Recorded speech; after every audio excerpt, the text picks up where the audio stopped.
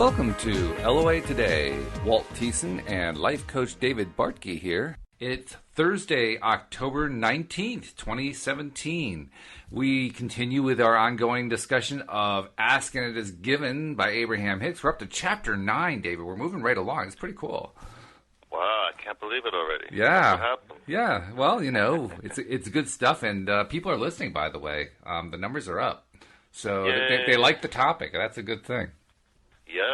Yes, and I thought it would be cool to kind of start like we did last time. Okay. Where we could share some wins that we had in the past week. And I actually have a very interesting win I wanted to share. My very, very first client that I got many years ago called me again for some more coaching. Oh, nice. And, I thought that was great, and because I don't always get to follow up with people. And we had our session the other day, and he is doing really well over the years and continued using all the things he learned in coaching, and it was just great to hear that, that it's working for him, and he's very into law of attraction, and he's manifested so many he's manifested the job he wanted, the relationship he wanted, and it's just great. So I was very happy for him. Very gratifying. And and last night I went to the casino with some friends. Another casino story. Well, let's just say I came home with more money than I went with. So that is always a win when you go to a casino. Yeah, that's not easy to do. Yeah, so that was fun, and I thought, well, that's a nice win to have. And I had safe transportation the last week, and unfortunately, not everyone could say that because people get into accidents or whatever. But that's another win that I had a week of safe transportation. And I don't know. What about you, Walt? What are some wins you've had the past week? Well, even before I mentioned wins, you mentioned accidents, which is not exactly a happy topic, but it does remind me of a couple of things. One is that really there's no such thing as an accident when you think about it, because the odds of two vehicles ending up in the same spot at the same time, considering how large the Earth is pretty small. So you have to kind of work at it a bit. And so there's definitely a law of attraction thing that goes on here, because I think it's pretty clear from what we know about law of attraction that what we tend to think about, the vibrational level we tend to stay on, tends to attract more on that vibrational level. So if you're in a kind of a negative vibrational stance a lot, and you have an accident, you can't be really surprised. On the other hand, though, there can be hidden gems, believe it or not, in accidents. Yeah. Now, presuming that you survive them, of course. Of course. But when my wife and I met, we met in 1998. And that summer, I took her to Virginia. We were living in Connecticut at the time. I took her to Virginia, to the lake where my parents used to live, to meet the family and to spend a week at the lake. And she was a little bit hesitant about what's going to happen, but we went. Now, before we went, after we went, we had a great trip. I got to get the time frame right. This has been a few years ago, so I have to remember it all. But we had this great trip, and in the midst of this trip, I was telling her about how wonderful the lake is, and we were going to ride jet skis and so forth. She says, "Well, you're never going to get me on a jet ski." Well, guess what? We couldn't get her off the jet ski. So we'd had a great time. We came back, and then following winter, we go down for Christmas again. We get to meet. Reintroduced her to my niece. It was actually the first time I'd met my niece too. She was newly born. Actually, I'm sorry. She was a year old at that point. So anyway, all these great things are happening. I asked her to marry me that following February. Oh God, I'm really screwing up the time frame here. That's okay. You can start again. No. Okay. Wow. It's amazing how you forget what the order of things were. I remember the things that happened, but the order is wrong. Okay. So this was after the visit to the lake in the summer. Toward the end of that summer, in fact, it was actually on my mom's birthday, now that I remember, August 27th, we were driving to Rhode Island to meet her family and to meet her parents and her brother and friends and so on and so forth. And the first thing she wanted to do was just show me the beaches that she used to hang out on in Rhode Island, because, of course, Rhode Island has some great beaches. So, okay, we went down to the beach. And we spent the day there. It was a lovely day. And then on the way back, she says, well, I know the route a whole lot better. Why don't I just drive? Now, I had just bought this car. It wasn't brand new, but it was new to me. I'd had it for like a month. It was in really nice shape and so forth. And you'll never guess what I said to her. I said, well, kind of hesitantly, okay, just don't get into an accident. Okay. Now, I'm going to give you one guess, David. What do you think happened? Gee, I wonder what happened. So, let's see. About 15 minutes later, we're driving down the middle of Route 2. If anybody who knows Rhode Island knows Route 2, they know that during beach traffic, it's very busy, but this was in the middle of the day, so there was no beach traffic. And it was clear. It was bright. It was sunny. It was a warm day. It was comfortable. Windows were open. There were only two cars on the highway, ours and a car coming the opposite direction. There was nothing else in either direction that you could see as far as the eye could see. And this car coming the other way, about 100 yards from us, decides to turn in front of us and stop in the middle of the lane. What? That's craziness. We found out later that it was an old lady who was going to a wedding, and she had stopped in the middle of the lane because she wanted to make sure she was in the right place. Okay. If that made sense to her, I guess at the time that made sense to her. I don't know. Well, it made sense for our cars colliding, I can tell you that.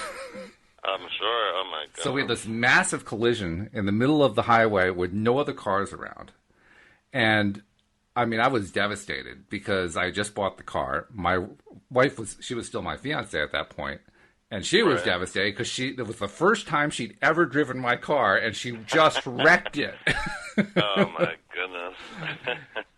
and there are actually some funny stories that go along with it because once we got to, first her brother came, picked us up after we went to the hospital. Well, when we were at the hospital, there's this big confrontation with the woman who caused the accident. I mean, that was all very interesting. The cops show up at the hospital. They're interviewing us. There's all this stuff going on. Well, we finally get out of the hospital. There are a number of little stories, but I'll skip those. We get to her parents' house, and her father, who was quite ailing at the time, he only lasted just long enough for us to get married, and then he died shortly afterward. But he lasted that long. And there's a whole story there, too. But he was in his glory because my wife had hurt herself so bad she couldn't cut her own meat. So her father got to cut her meat for her. And he was just, I mean, he was so happy. You could just see the look on his face. He could help his little girl again, you know? So anyway, we get through that. And that night, my wife is terrified of even being near me. And I finally realized it's because she wrecked my car. She thinks I'm going to dump her or something, you know? Yeah.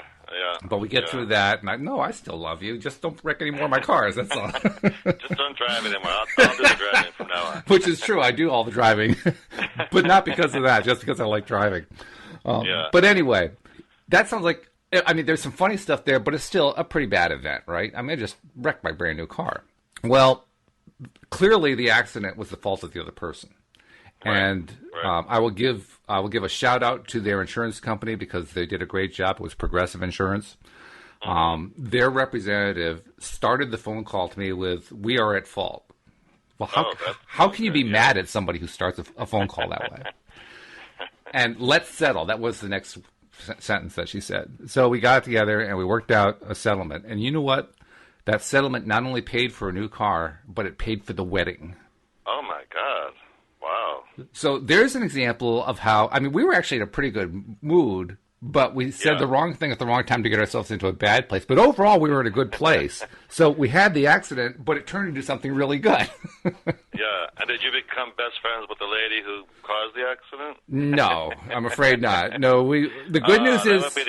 That would be fun. Like if you, and on top of it all, we became best friends. No, the good news is that we never saw her again. The one thing that I can tell you is that I was pretty steamed at her. Not so much because she caused the accident, although that was certainly enough to get steamed at, but that's not why. Yeah. At the hospital, I told you there was this confrontation. At the hospital, she and I were basically wheeled into X-ray at the same time. Oh, my goodness. And we're both sitting there, well, laying on gurneys, actually. And I look at her, and I look away like I don't really want to talk to this woman. And she looks at me and she says, "What happened?" Oh my God! And I'm was thinking, she that old? Was she like really old? Where she could have just? She was in her 60s or 70s. She wasn't that old. Oh well, yeah.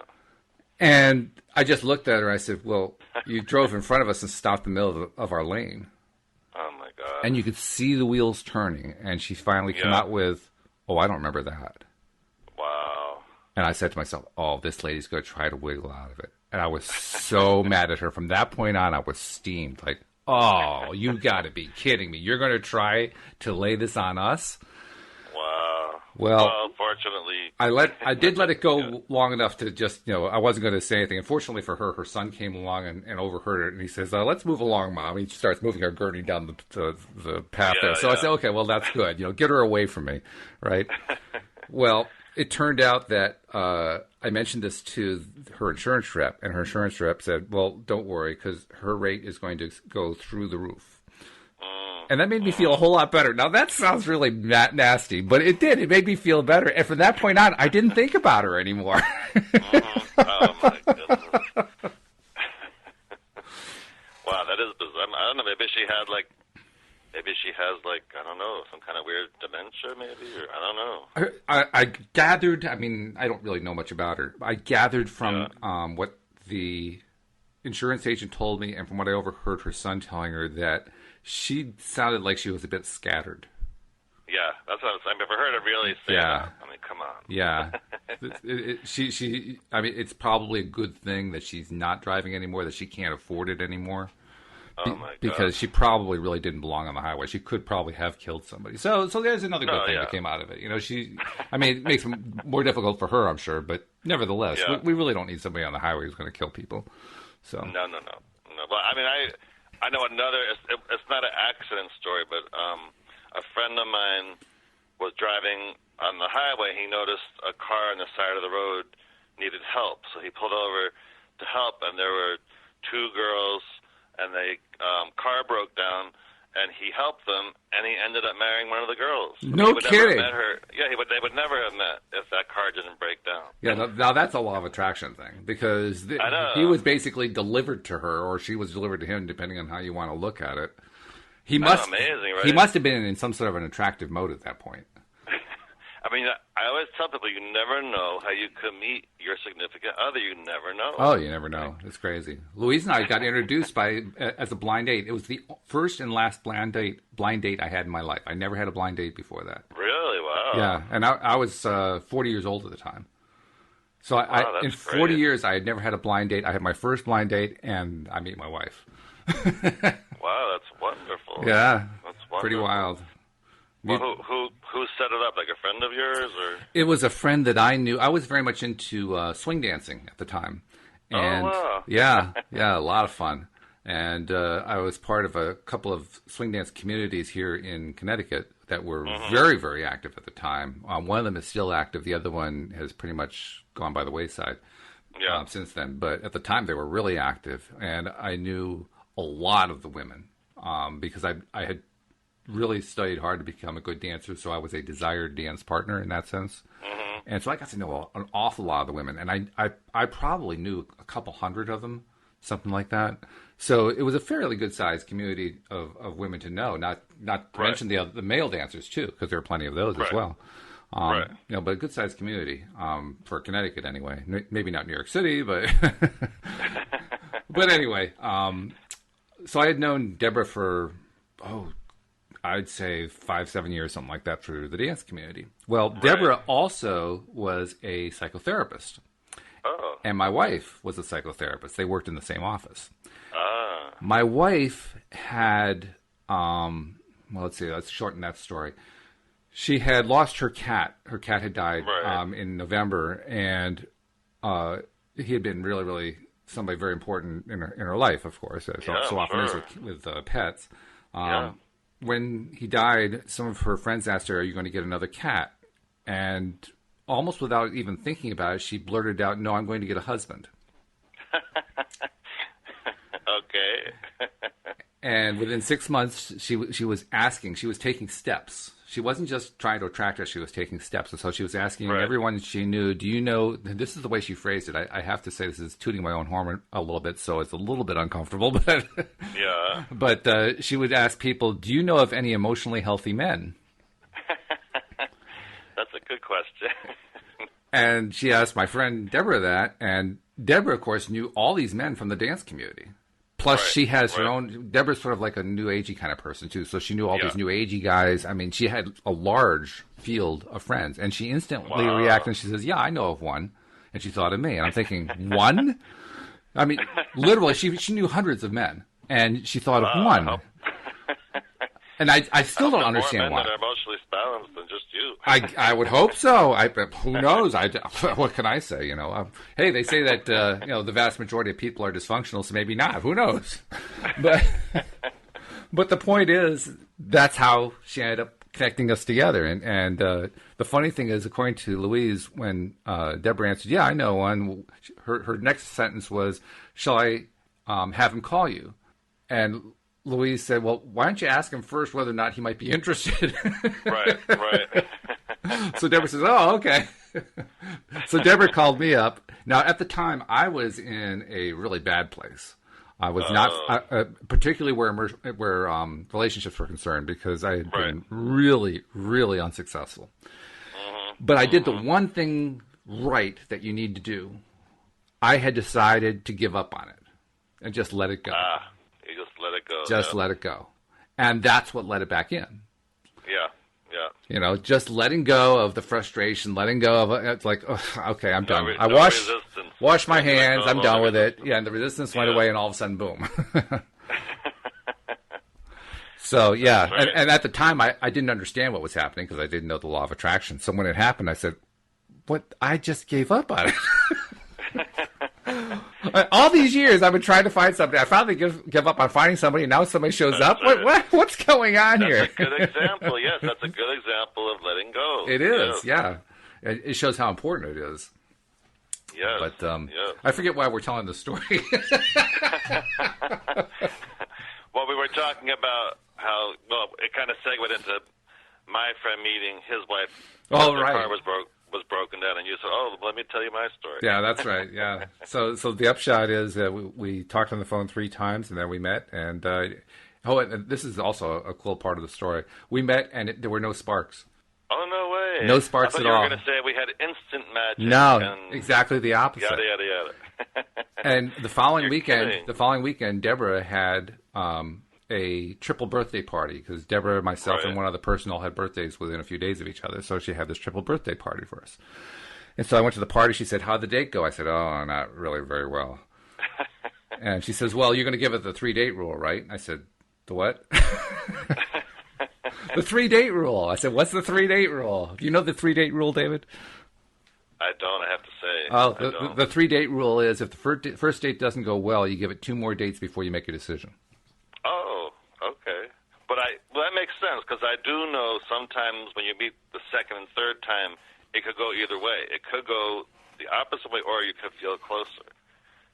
And that's pretty much what happened. The second date was better. It wasn't great, but it was better. Right. We went to an aquarium, and we had a nice time and so forth. Right. And then the third date, it just started to fall into place. Yes, yes. So we needed the time. We needed the time. Mm-hmm. We needed to give each other the time to get to know each other enough for, the good feelings to start happening. That's great. Yeah. I love that story. Yeah. That's great. So it's interesting, long too, ago was because, that? That was 1998. Oh, wow. So, was that 19 years ago? It really did work. It really did work, yeah. And, we've been talking now for 19 minutes, so we're 1/3 of the way through the show, but this still is a good time to bring in the fact that this ties in directly with Chapter 9 of the book. Okay. Which is what we're on today, because the Chapter 9 of Asking It Is Given is called The Hidden Value Behind Your Emotional Reactions. Oh, wow. I mean, that's exactly what we're talking about here. Now, before we go into that, do you want to share any wins? You don't have to. Oh, Since that's right. I shared didn't a say few. anything about the wins, did I? Let's see. Well, I guess the biggest win, this is going to sound really weird. This is going to be really, really weird. But Yeah. I had a win with taxes. Oh, that's good. And no, with taxes. I didn't get extra money. That is actually not what happened. Oh, what right. happened is right. No, what happened is about 3 weeks ago, I do the books for my wife's gardening business. And we currently have, I'm not even sure what the count is, about 10 employees, something like that. And one of those employees, we had also transitioned. We use QuickBooks, and we had transitioned from QuickBooks for Desktop to QuickBooks Online for a number of reasons back in June. And I had done all the steps to do that transition, and all the signals I got told me that it was successful, so I assumed it was successful. Well, I found out it wasn't totally successful. And this is a little bit of a dig at QuickBooks. You guys need to work on your transition scripts. But no, anyone from QuickBooks is listening. I'm serious. You would not believe how badly it screwed up the payroll. Wow. Because not only did it get all the payroll for the second quarter wrong, but it managed to do so in a way that added it up so that the final totals were identical to what they were on QuickBooks for Desktop. So it looked like it was right, but it was wrong. Huh, that's crazy. And the only reason I found out about it was because one of the employees, we had accidentally given them a reimbursement and charged it as taxable income. And the way it works with the IRS is if you're reimbursing somebody, that's not taxable income. So you're supposed to not pull Social Security and Medicare and so forth on that income. Well, we had. It was like $93. It was a small amount of money, but it was significant enough. And still, you have to get it right. So I had dove into it starting in like mid-September. And the first few times I called into QuickBooks about it, I said, well, there's this discrepancy of $93. I didn't know about the rest of it being broken. I just knew that we needed to fix this $93. And they kept trying to fix it, and it would create more problems. I'm thinking, you guys are incompetent. What's going on here?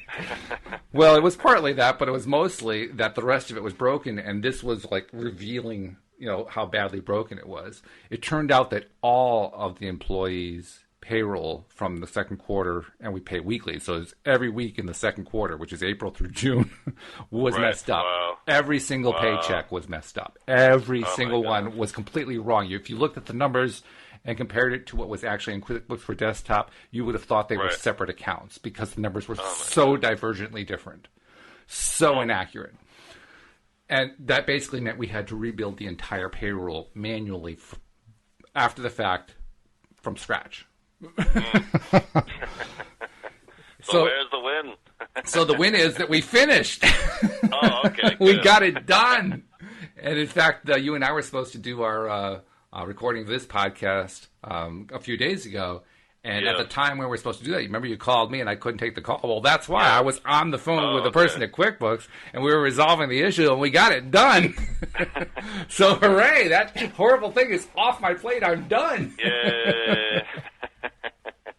That's good. Sometimes That's you have to do win. that. So sometimes you have to say it isn't just about the good things that are nice, nice good things on the surface, but you have to look for the silver lining on the bad things too. No, that is true. No, if that's true, sometimes the win can come from something like that. Yeah, for sure. Yeah. We have to be willing to notice when they happen. Most often, for most of us, when something bad happens and it finally finishes, for most of us, it's just finally. Yeah. But imagine how much better we would all be if we got to the end and say, yes, it's done. I don't have to deal with that anymore. That's right. Just feel that. Use it as a way to raise your vibration. That's right. Sure. Yeah, we can use anything to raise our vibration levels. It's truly amazing. Yes. Now, believe it or not, we did get a few questions. Oh, good. And as I had told you before the call, I had them on my computer, and my computer froze. And unfortunately, it still is. Oh, dear. But I do remember one of them. I do. So So we'll do one. We'll save the others for next week then. Yeah, once I get this computer issue fixed, I'll have those. But one of them was from a Barry in Los Angeles, California. Hello, Barry. And he's looking for a house, and he wants to know how he can, from a law of attraction point of view, what's the best way he can manifest his, quote, dream home. Ah, okay. Yeah, and I love that question because it does come up. And now, do we have any details from him about what his dream home would be like? No, he didn't say that. But that's where he needs to go is to focus on the qualities he wants in his dream home. Yes. In as much detail as possible. So I would, how many bedrooms do you want? What style do you want? Do you want it to have a view? What kind of neighbors do you want? Do you want it to be on a quiet street? Do you want, that kind of thing? What kind of backyard do you want? How many rooms? How many levels? Yes. Yeah. How new? Yes. And I would recommend to him, just make a list of all the wonderful qualities you want in this dream home and focus on that.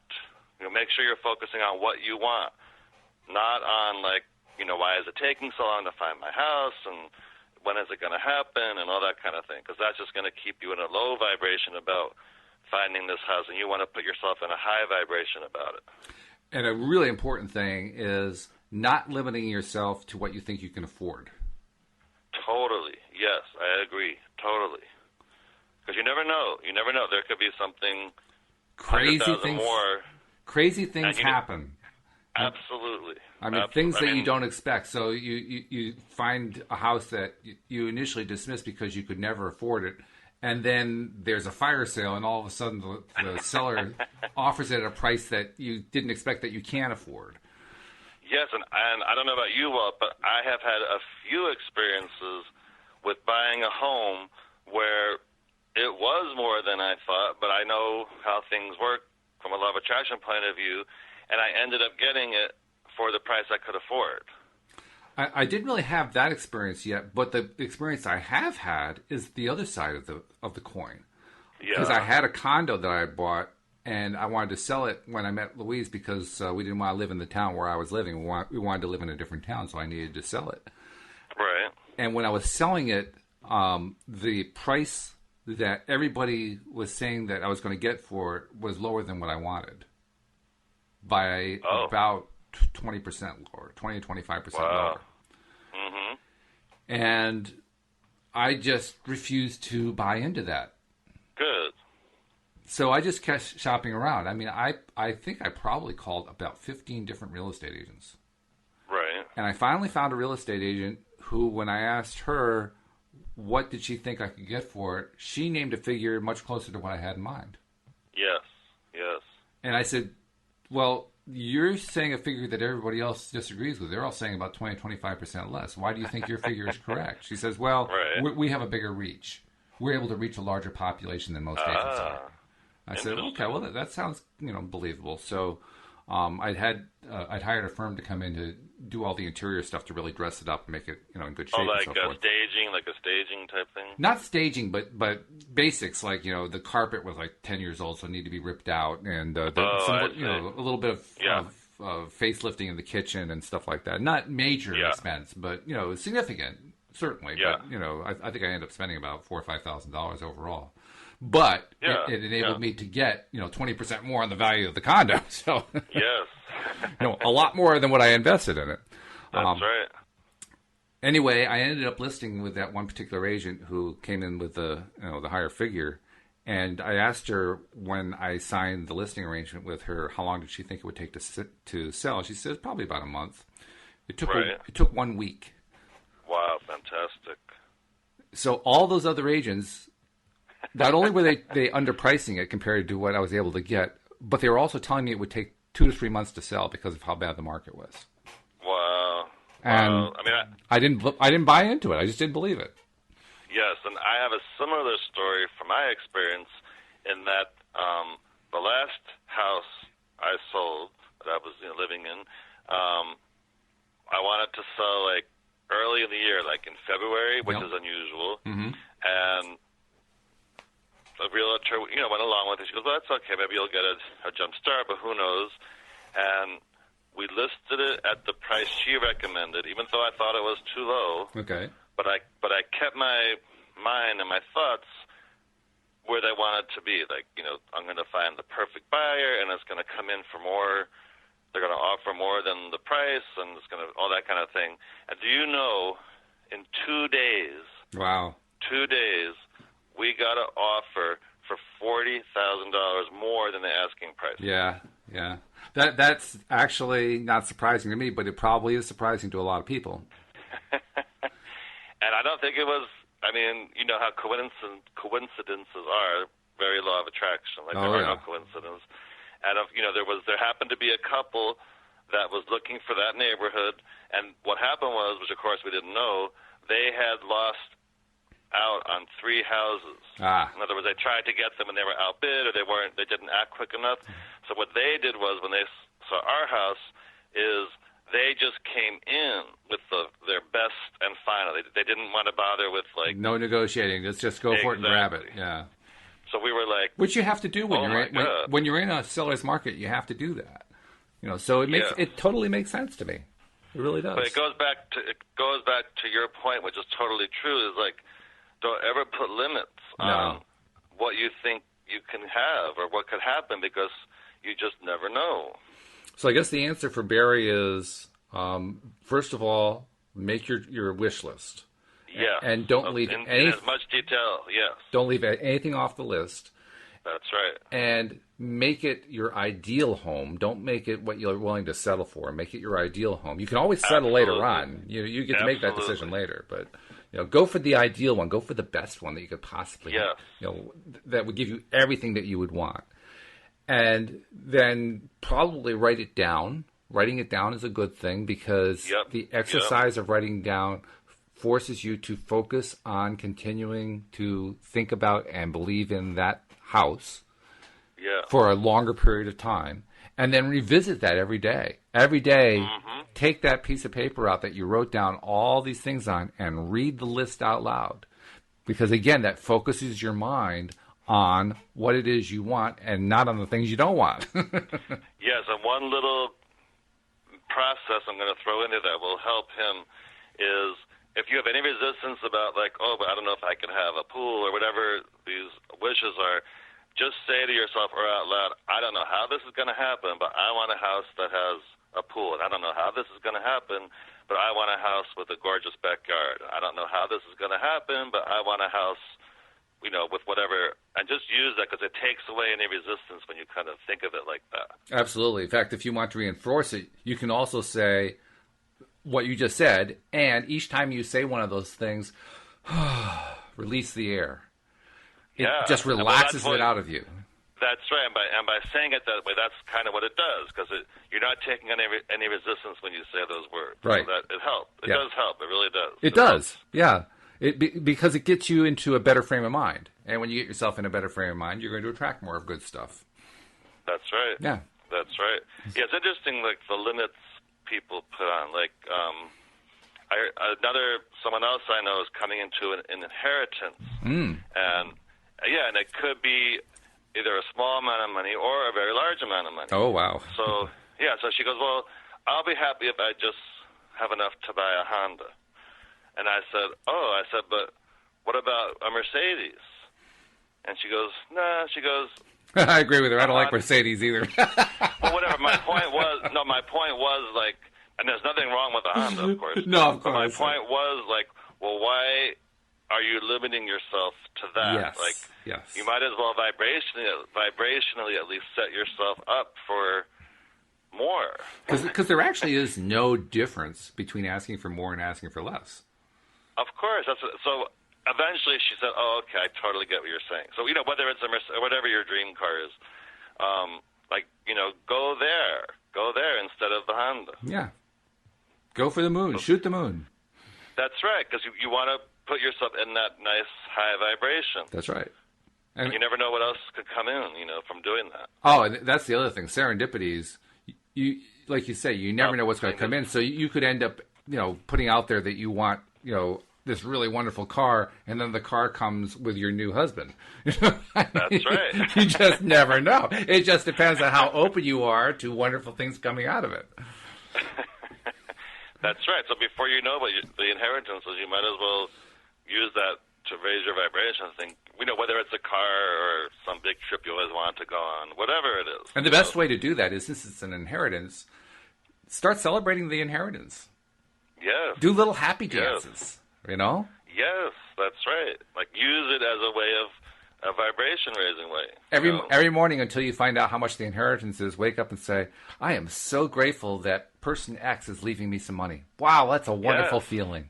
I so much appreciate it. Thank you, Person X. Thank you so much. Even though I don't know how much it is, thank you so much. That's wonderful that you did that for me. That's right. And I wouldn't be surprised if someone really did that. I wouldn't be surprised if in that high vibration about money, somehow they attract money some other way that I haven't even thought of. Or something else even. I mean, that's right. That's the thing about the law of attraction.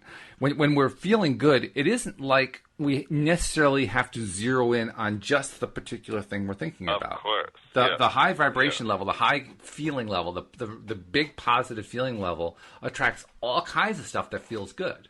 Yes, and I always remind people that the reason why we want whatever we want is because, for the most part, we think it's going to make us feel better. So by keeping ourselves in that feel-better place in general, then you're going to attract those things that you want. That's true. That's exactly true. You attract it to you, yeah. In fact, actually, this is probably a good way to get into talking about the book, because we're over halfway through the show. Because I know we've already used a lot of the time. Well, it's been worthwhile. It's because stuff we've been talking about. But we really should talk about the book, because we promised people we would be talking about the book. Let's get to the book. All right, let's get to the book. So anyway, as I said... We're just having too much fun. We're not having too much fun, but we're having lots of it, that's for sure. Anyway, the chapter is subtitled The Hidden Value Behind Your Emotional Reactions, which is exactly what we're talking about. We're talking about the hidden value behind your emotional reactions and why you want to play those emotional reactions up as much as you can and just really celebrate them. Yes. So let's read from the book. It says, your sense of sight is different from your sense of hearing, and your sense of smell is different from your sense of touch. But even though they are different, they are all vibrational interpretations. In other words, when you approach a hot stove, your sense of sight does not necessarily tell you that the stove is hot. Your sense of hearing and your sense of taste or smell are not usually the way you recognize a hot stove either. But as you approach the stove with your body, the sensors in your skin let you know that the stove is hot. Actually, if the stove is hot, you usually can smell it too, but that's another thing. But... reading on, you were born with sensitive, evolved, sophisticated translators of vibration that help you understand and define your experience. That's a really important point. It isn't just our emotions. Our senses are also sensors of vibration. And in the same way that you utilize your 5 physical senses to interpret your physical life experience, you were born with other sensors, your emotions, which are further vibrational interpreters that help you understand in the moment the experiences that you are living. Okay, so there's the setup. Yes. Emotions are indicators of your point of attraction. Your emotions are your indicators of the vibrational content of your being in every moment. And so when you become aware of the feeling of your emotions, you can also be aware of your vibrational offering. Yes. And once you combine your knowledge of the law of attraction with your in this moment awareness of what your vibrational offering is, then you will have full control of your own powerful point of attraction. And with this knowledge, you can now guide your life experience in any way you choose. Yes, and I'm going to simplify that a little bit in that if you're feeling good, you're at a high vibration. If you're not feeling good, you're at a lower vibration. That's kind of like an easy way to kind of tell how you're vibrating. And high vibration is good. Yes. We want to always do our best to be at a higher vibration. In fact, the book goes on to say, when you made the decision to come forth into this physical body, you fully understood your eternal connection to source energy, and you knew that your emotions would be constant indicators that would let you know in every moment your current relationship with source energy. And so, understanding the powerful guidance that you have eternal access to, you felt no sense of risk, no sense of confusion, only a sense of adventure and true exhilaration. You know what the interesting thing is? After we're born, how we forget about that. Yeah. And not immediately either. I mean, kids, you can tell little kids really get it. Have you ever noticed that? Yes, but I think they get it without realizing they get it. Yeah, it's just like built in. It's like, this is the way we always behave. And it takes society to change their behaviors around so that they no longer are connected to it. But we actually do have a memory of it when we were born. It's just that our society teaches us otherwise. Which means we should stop learning what society teaches us in some ways. Well, good luck with that one. Yeah, well, in a sense, that's what we're learning to do when we're studying law of attraction as adults. We're learning how to go back to what we previously knew. Yes, yes. And part of that is recognizing... a reminder. Yeah, it is a reminder. And part of it is recognizing what it is that we're going back to. that's why this book's so important. It's telling us this is what we felt before, and we just need to reconnect I think to that's that. why so many of us resonate with it in the beginning. Yeah. Like, it just like feels like, oh yeah. It feels right.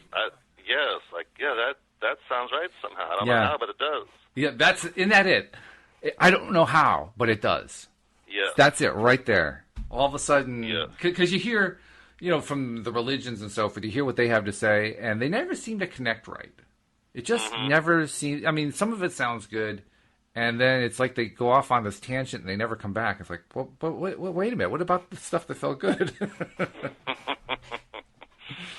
Yeah. But this stuff, you're right, this stuff right from the get-go, it just clicks. You can just feel that, wow, that of course, that's the way it's got to work.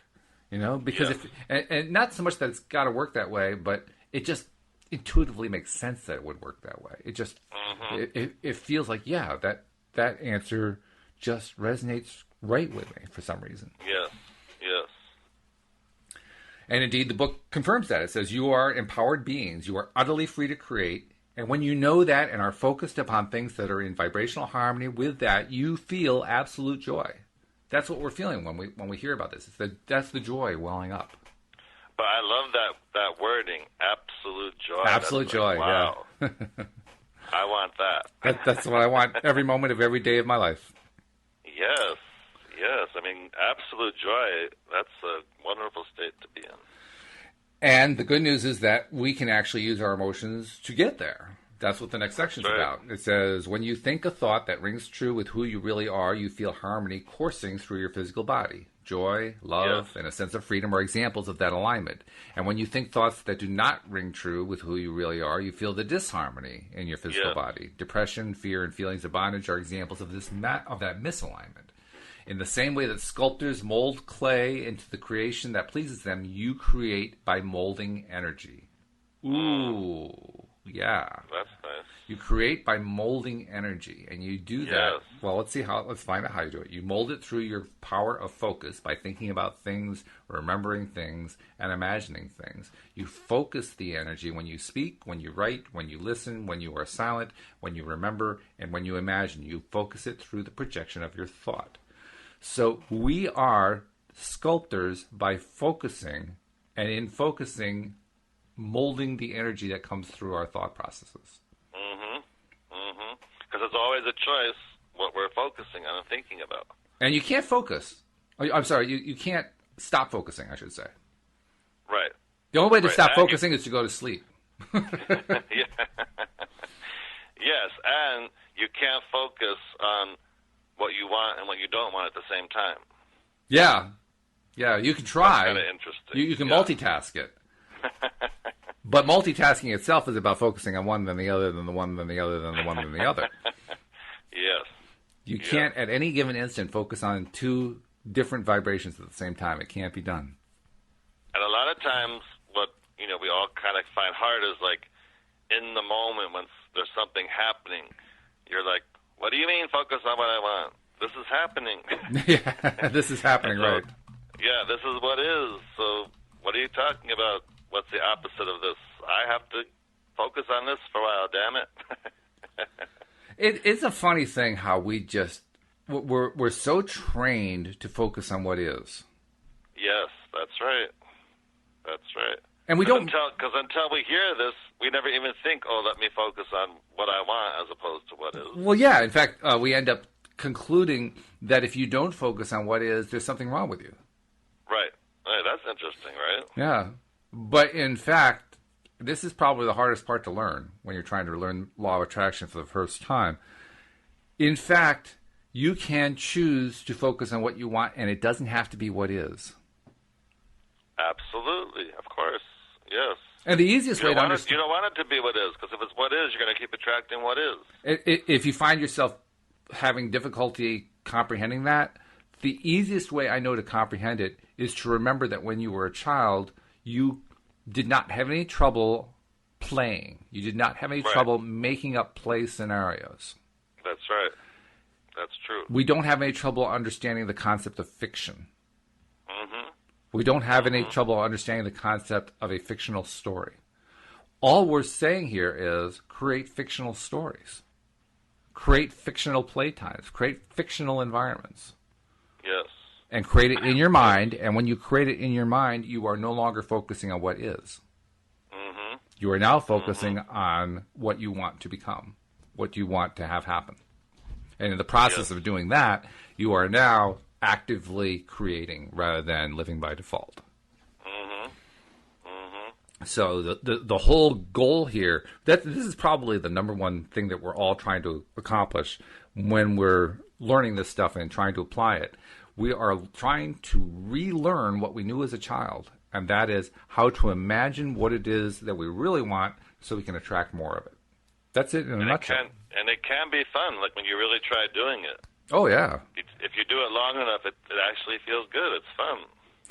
And there's another thing, too. If the first few times you try it, it doesn't feel terribly fun, you can imagine that it feels fun anyway. Mm-hmm. Mm-hmm. There's a little trick in case you find that it's hard to get going, because it can take a while to overcome the momentum, right? If you've got a negative momentum that's been going on for quite some time, absolutely. It can take some time to kind of reverse that momentum, change the impulse and change the direction and so forth. So the thing to do when you're in the midst of reversing engines, so to speak, is to focus on imagining that you really do feel better about the thing you want to attract, even if you're not feeling it. Mm-hmm. Or as they say, fake it until you make it. Yeah, which is sometimes hard when you're going through something. It is. But wait a minute, I'm going through this. What are you talking about? Think about what I want. But it's also a good practice, isn't it? Yes. Because if you're practicing doing something that you're trying to learn the skill of, that's good. That anytime you're trying to learn a skill, you want to the first time that you're learning to write, or the first time that you're learning to drive a car, or any new skill, it feels awkward, it feels weird, it doesn't feel comfortable yet, Yes. But that means that you just want to keep doing it slowly. Yeah, like Esther Hicks always says, you can't get from there to here. You have to gradually get here. You're a musician. I'm a musician, so here's a musical analogy. The first time that you learn to play a musical instrument, for me it was piano. And most people, I think, many people anyway, it's piano. The first few times you're pressing those keys, it feels so awkward. But over time, just by kind of pushing your way through and trying to play those melodies that don't come out real fast and da da da, that kind of thing. Yeah. And even placing your hands in the right position. Yeah. For the chords feels weird at first. But when you keep doing it over and over again, it starts to feel more and more natural. And that's what practicing is. You know what? I might use that in my next newsletter. I like that. Okay. Like comparison with playing the piano. That's good. I like that. Well, I told you the story last week about the guitar student that I helped. Yes. It's the same thing. Yes. He had just simply learned the wrong way to practice. Right. I taught him the better way to practice, which is to practice feeling good. Yeah. To let go, to relax the hand, and all that kind of thing. Yeah, but it is true. Like when you first, whether it's piano or violin or whatever it is. Yeah. In the beginning, it's awkward, and then the more you practice it, suddenly it's not awkward and it actually does feel good. And the only people who find it not to be awkward are the prodigies. They're the Mozarts of the world who just sit down and play. I was not a Mozart. I wasn't either. But guess what? We don't have to be. Oh my God! I even tried flute, and that I didn't even continue with it. But that's another story. But piano, I did very good. I have to ask you, what do you love most about piano? Well, that once you learn how to play, that I can just take any sheet music and play and sing to it. And it just feels so good and so freeing when you're playing, and it sounds good, and it just is wonderful. You're creating this music, And for me, what you're saying is great. But for me, what really felt good about piano was learning how to make my hands do different things at the same time. Oh, I never thought of that, but that's interesting too. Yeah. Because we do have a tendency to do things with our hands in parallel. That's the normal way that we tend to do things. And so to make fingers go in different directions doing different things. The right hand playing melody and the left hand playing chord progressions or arpeggios or whatever. Like, whoa, wait, hey, you guys aren't talking to each other here very well. But when you learn it, when you get past that discomfort level, that's when you get into the zone that you talked about, where you're making this beautiful sound and it feels good and so forth. I mean, I even did that because I'm more naturally right-handed, and at one point I was like, I want my left hand to be able to do this too. Yeah, so right. I started purposely using my left hand to try to write and eat and whatever, and then eventually my left hand can now do those things. So it's kind of interesting. Like, yeah, I did the same thing. In the beginning felt awkward, and then it didn't. Because I'm right-handed also, and I learned the right hand quicker as a result. But I did the same thing. When I wanted to bring the left hand up to speed, I would actually move it to the top part of the keyboard and play melodies with it to force it to learn how to do finger manipulations that the right hand knew how to do more naturally now. Yes. Well, that's all the same thing as trying to wean ourselves off of focusing merely on what is and focusing instead on possibilities. It's uncomfortable at first, but over time, if we keep doing it and doing it and doing it, it gets easier and easier and easier. Yes, and in the law of attraction world, that's called momentum. That's momentum. Most of us have a strong momentum in the beginning, at least, about thinking about what we don't want and focusing on what we don't want. Right. And then with practice, though, and such, then you slowly start thinking more positive, and you speed that part up, and you slow down the negative momentum. Yeah, and it does become easier. And as it becomes easier, you start to realize that, well, this whole LOA thing is actually possible. Yes, and not only, in my opinion, does it become easier, but it feels good. It does feel good. Yeah. And you want to feel good. So you're like, you know what? It feels better to focus on what I want. It feels better to be at a high vibration than a low vibration. So you kind of just start going there more often. Most of my adult life, I actually believed that I had no control over my emotions. Wow. Yeah, I really believed that. And when I first read about the law of attraction and first saw The Secret and so forth, I didn't really believe it. I kind of gathered they were saying that you can control your emotions, but my mind kept dismissing that. Saying, well, yeah, but that doesn't really, they don't really mean that. Oh, wow. And of course, they really did mean that. Yeah. So the first few steps that I had to take when I finally realized they meant it was, oh wow, I have to learn how to do this, and I didn't know how to do it. How do you feel something different from what you're feeling?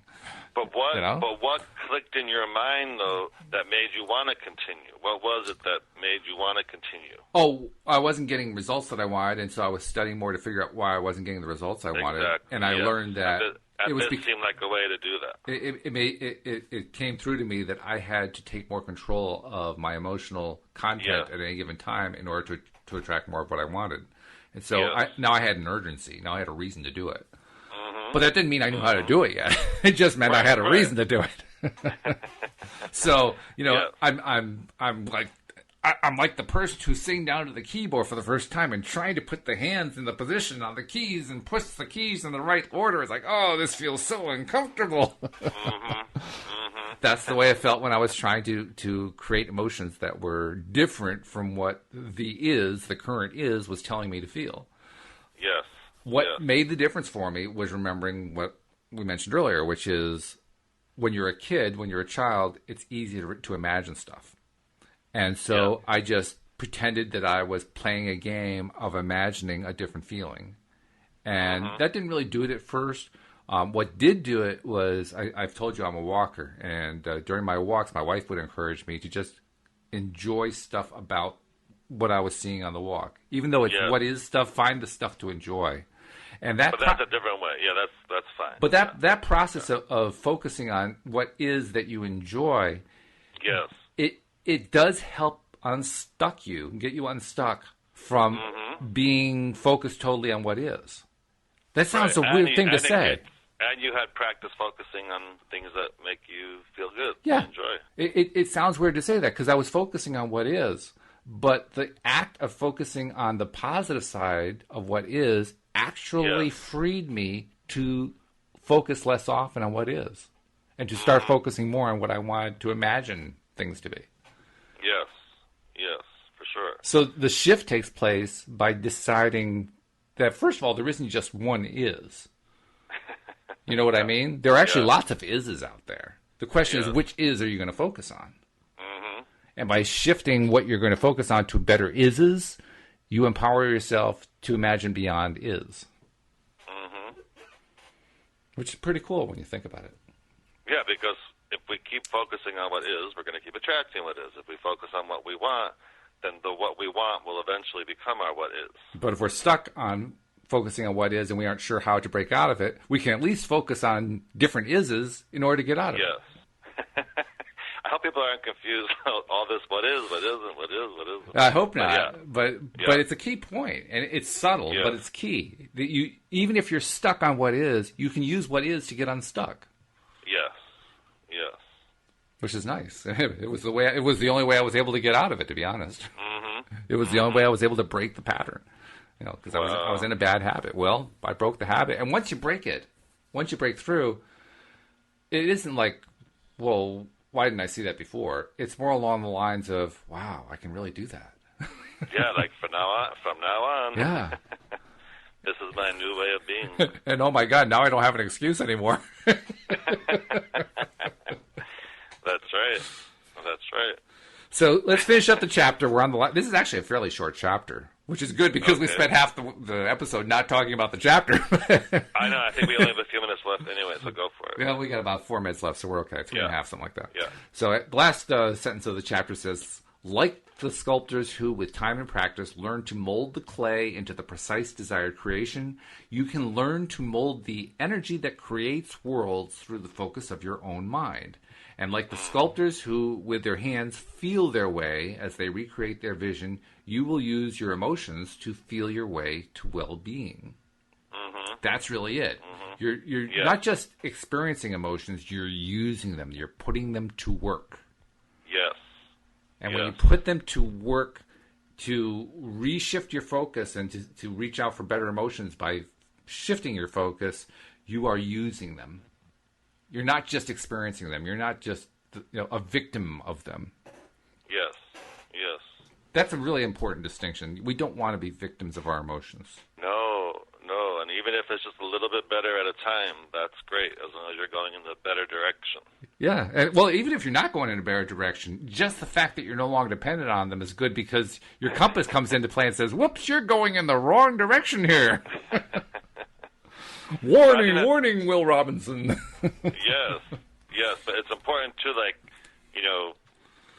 if you start improving what you're focusing on, it's okay if, it's not an immediate, you're at a 10 suddenly. It's okay that you gradually get there, It's okay to recognize that you're going through shifts, even if they aren't always positive. You're going through a negative shift. Oh, wow, at least I'm shifting. I wasn't shifting before. This is an improvement. Absolutely, yep. Improvement happens incrementally in small amounts. Improvement rarely happens in large leaps. If it does happen in a large leap, you have a huge celebration and throw a party. But most of the time it doesn't. And that's okay. There are lots of... Actually, it's probably better when it goes incrementally because it gives you so many different more opportunities to celebrate. I mean, if you go from 0 to 60 in one shot, you have one opportunity to celebrate it. That's right. But if you go from 0 to 2 and 2 to 4 and 4 to 6 and 6 to 8, you got 30 opportunities to celebrate it. Yep. Well, that's a whole lot better. Yes, for sure. Because every time that you're focusing on celebration, you're changing your whole emotional vibration, which is exactly what this chapter is all about. And it's a big thing to really get and to put into action, but when you do, it's well worthwhile. It is. Well worthwhile. Well, we got 30 seconds left, David, so tell people how to find you. Okay, anyone who may be interested in some law of attraction coaching, you can go to lifecoachdavid.com, and you can contact me from there. And if anyone has a question they want us to answer, you could email me at david@lifecoachdavid.com, and we will do our best to answer it. And hopefully you're already subscribed to the podcast. If you haven't, go to loatoday.net. If you have, share it with your friends so they can subscribe, because that's how our numbers keep growing. Dave, it's been a pleasure as usual. Same here, Walt. It was great. We'll see you all next time here on LOA Today. Goodbye, everybody.